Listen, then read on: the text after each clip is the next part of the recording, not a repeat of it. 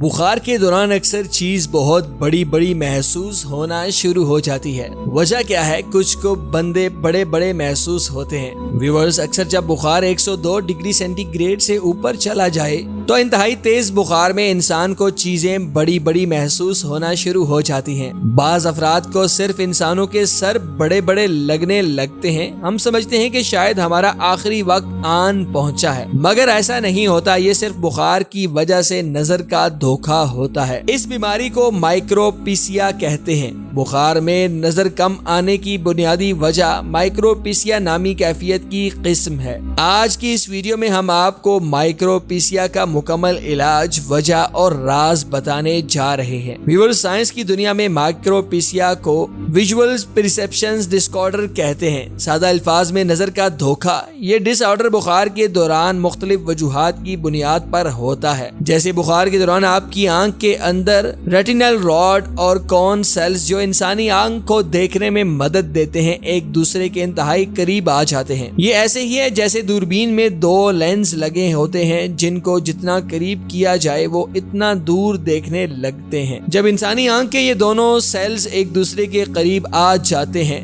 تو انسانی آنکھ کا فوٹوسیپٹرز یعنی ویڈیو لینے کی صلاحیت دگنا ہو جاتی ہے۔ امریکی میگزین ہیلتھ کیئر اس کیفیت کو مزید بہت اچھے طریقے سے یوں ایکسپلین کرتا ہے کہ انسانی آنکھ دیکھنے کا بنیادی کام کرتی ہے۔ انسانی آنکھ کے اندر موجود ریٹنا دیکھتا ہے۔ جب بھی روشنی انسانی آنکھ کے اندر پڑتی ہے تو ریٹنا کے اندر موجود فوٹوسیپٹر سیلز اس روشنی کو جذب کر لیتے ہیں۔ یہ سیل روشنی کی ویو کو الیکٹرک سگنل میں منتقل کرتے ہیں اور یہ electric signal optic nerve system کے ذریعے دماغ تک جاتے ہیں۔ دماغ کے اندر جا کر سگنل ڈیکوڈ ہوتے ہیں اور دماغ ان سگنلز کی مدد سے تصویر بناتا ہے جو ہم دیکھ رہے ہوتے ہیں۔ اب مائکروپیسیا انسانی آنکھ کے اندر بخار کے دوران یہ خرابی پیدا کر دیتی ہے کہ کون سیلز اور ریٹینا اس قدر آپس میں قریب آ جاتے ہیں کہ سگنل اپنی ایوریج سے زیادہ دماغ کے اندر چلے جاتے ہیں اور دماغ جو تصویر بنا رہا ہوتا ہے وہ ان سگنلز کی وجہ سے ایوریج سے زیادہ بنا لیتا ہے۔ بخار کے دوران مائکروپیسیا کی ایک مخصوص قسم الائس اینڈ ونڈرلینڈ سنڈروم انسانی آنکھ کے سامنے چیزوں کو بڑھا کر پیش کرنے کی ذمہ دار ہوتی ہے۔ یہ سنڈروم عارضی ہوتا ہے جو صرف بخار کے دوران ہی آتا ہے۔ اس کیفیت میں نہ صرف آپ کو چیزیں بڑی ہونا دکھنے لگتی ہیں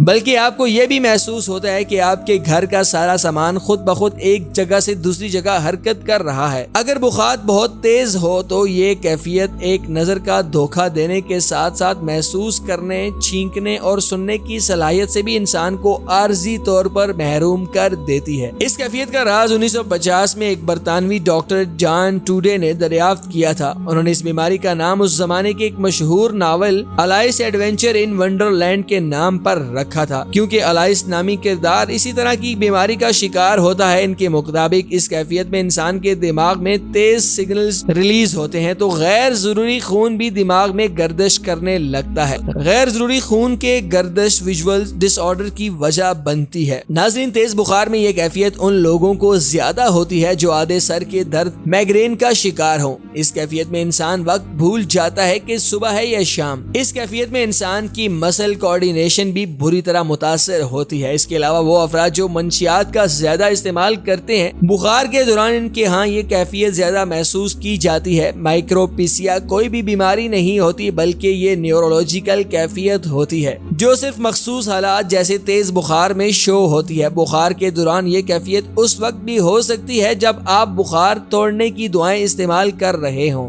ان دواؤں میں سکون کی دوا اس کیفیت کو پیدا کر دیتی ہے۔ اگر کوئی شخص مائگرین یعنی آدھے سر کے درد کا بیمار ہے تو اس شخص کے لیے یہ کیفیت خطرناک ہو سکتی ہے، کیونکہ اس کیفیت کے دوران انسانی دماغ پر غیر ضروری دباؤ پڑتا ہے جس کی وجہ سے زیادہ درد کرنے والی رگ بھی پھٹ سکتی ہے۔ ایک سروے کے مطابق تیز بخار میں جو لوگ بھی اس کیفیت کا شکار ہوتے ہیں ان میں 33% افراد مائگرین کے مریض ہوتے ہیں۔ اس کے علاوہ جو لوگ زیادہ دماغی دباؤ یعنی سٹریس لیتے ہیں، کھانسی کا شربت پیتے ہیں، خواب آور گولیاں استعمال کرتے ہیں، برین ٹیومر کے مریض ہوتے ہیں یا انہیں دماغی سٹروک کا شدید خطرہ ہوتا ہے، ایسے افراد اس کیفیت کا زیادہ شکار ہوتے ہیں۔ اس کیفیت کے خاتمے کے لیے سب سے پہلے دماغ کا MRI کروانا ضروری ہوتا ہے۔ اس کے علاوہ ضرورت پڑنے پر EEG اور بلڈ ٹیسٹ بھی کروائے جاتے ہیں۔ کیفیت کو ختم کرنے کی تو کوئی دوائی موجود نہیں، تاہم اس سے کسی میجر بیماری چاہے برین ٹیومر کی نشاندہی کی جا سکتی ہے۔